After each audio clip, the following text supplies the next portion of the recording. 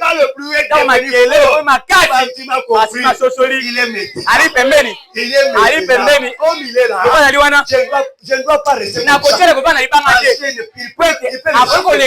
Je dois lui présenter ma foi. Seigneur, il y a une foi ici. Il y a une foi ici. Ne passe pas. Il y a une servante.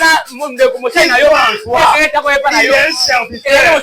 Il croit en toi. Ne passe pas ici. J'ai entendu beaucoup de sermons, beaucoup de prédications. On m'a prêché. Maintenant m'a dit ceci. Maintenant m'a dit ceci. Aujourd'hui, comme tu es en train de passer, ne me passe pas. Crois ma foi. Si tu veux passer tout le monde, mais moi, j'ai entendu le temps. Je ne pensais pas que le pasteur devait prêcher ça. Comme il prêche le temps, je sais qu'aujourd'hui, c'est votre jour. Il est en train de passer dans mon chemin. Il est en train de passer dans mon chemin. Je te dis, Jésus fait passer maintenant sur ton chemin. Bartimée, quand il a vu le bruit est devenu, il a commencé à crier, Seigneur, fils de David, fils de David, pitié de moi, fils de David, pitié de moi, fils de David, pitié de moi. Il n'avait pas dit, Jésus guéris-moi. Il a dit, pitié de moi.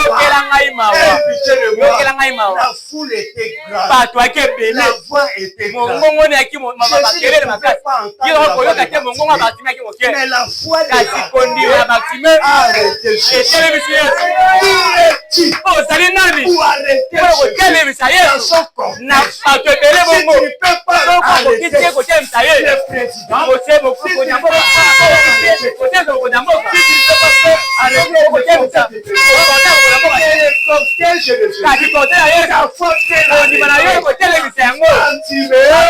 a crié, Jésus s'est arrêté. Jésus s'est arrêté. Et le Seigneur a dit, appelle-les. Et quand Pierre est venu, Bartimée était déjà secoué par terre. Pierre lui a dit, prends courage, il t'appelle. Bartimée a dit, il a écouté, il m'a écouté. Moi avec, moi sale, moi je n'ai pas de bons amis, je suis sale, je ne sais pas quelle est ma bouche, moi un sorcier, moi un criminel, moi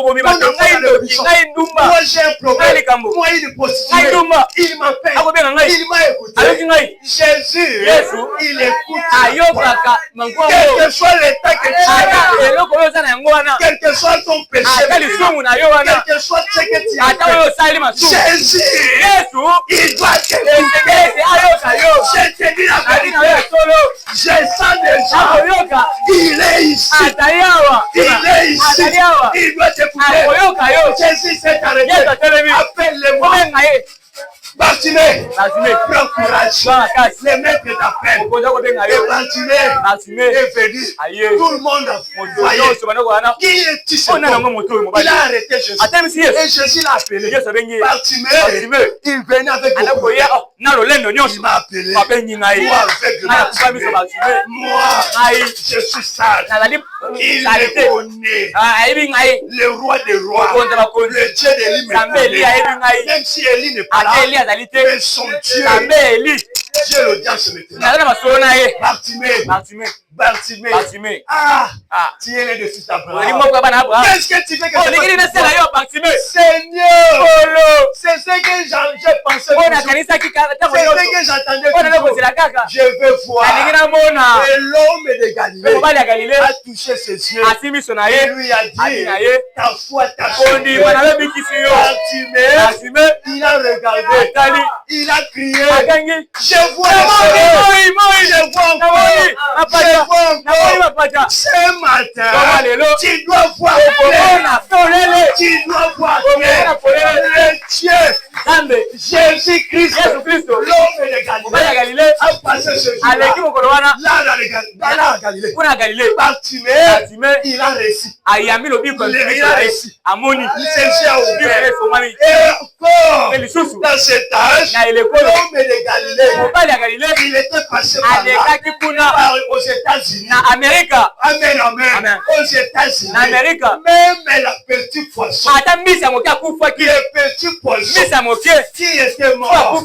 Mais quand l'homme de Galilée est passé par là, à travers son prophète, les petits poissons est référé à mais toi, tu es plus qu'un poisson. Ce poisson-là, on peut les manger.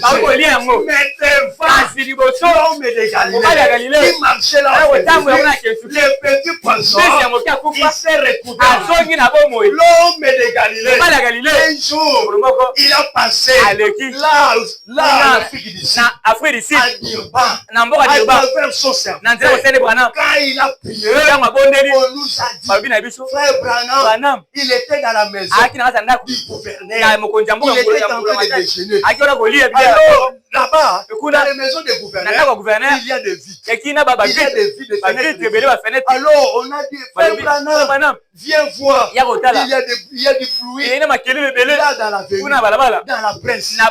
Frère Branham, il regarde la première camion liboso rempli la deuxième, troisième, quatrième, cinquième, sixième, septième, plein de bêtises, plein de chaises roulantes, plein de bâtons, plein de lunettes et rempli. On a dû faire dans la réunion d'hier. On a ramassé ces grands camions. Mais ce qui avait été il a regardé. Quand les 7 camions passaient, il a vu une grande foule. Les gens qui disaient, regardez, moi qui ne marchais pas hier, moi qui étais à terre, moi qui ne parlais pas, moi qui n'entendais pas, moi qui marchais à l'aide de quoi que ce soit. Ces choses-là et dans ces camions. Moi maintenant, je suis libéré. Et j'étais en train de faire en criant,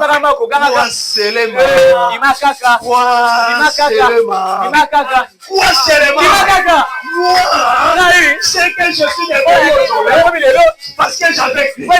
Si toi aussi tu crois, tu désirais comme moi, tu seras guéri, tu auras la délivrance de ta famille, tu auras la délivrance de ton commerce. Si tu crois seulement, Dieu dans la chair humaine, il est capable de changer ta vie. Même tu es locataire, il peut donner une maison, il peut donner une maison. Tu es piéton, il peut donner une maison. Quoi seulement, les gens criaient, quoi seulement, l'homme de Galilée, le Seigneur Jésus est venu maintenant,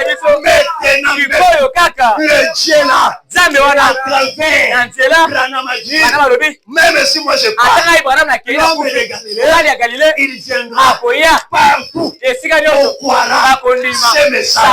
Je vous prêche la vérité. Est-ce que vous croyez à ça? Est-ce que vous croyez à ça? Remarquez, Branham, s'il est prêché, il a dit partout, ce message serait répété. Comme je l'ai prêché, l'homme de Galilée, il a passé par ce message. Même là où je ne suis pas parvenu. Mais si vous croyez ce message, le Dieu, l'ange du Seigneur, la colonne de feu passera là. Alors examinons maintenant. Examinons maintenant. Toi tu es toujours assis. Regardez maintenant. Bartimée n'était pas assis. Il était vivant. Il regardait. Il était debout. Mais remarquez. Alors si c'est fait Branham, il est influencé. Alors on doit examiner partout ce message sera répété. L'ange du Seigneur, l'homme de Galilée, il passera. Alors moi, j'ai répété. Est-ce que vous avez écrit ça? Est-ce que vous avez écrit ça?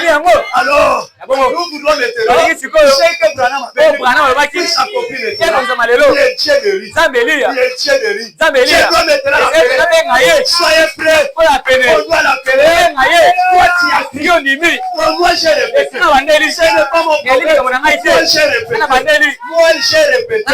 Si réellement tu as crié, le Dieu d'Abraham, le Seigneur Jésus, l'homme de Galilée, va passer maintenant par là. Seigneur Jésus, moi, tu m'avais appelé, tu m'avais commissionné, tu m'avais dit masse, j'étais appelé pour répéter à mes enfants ce que mon prophète a prêché.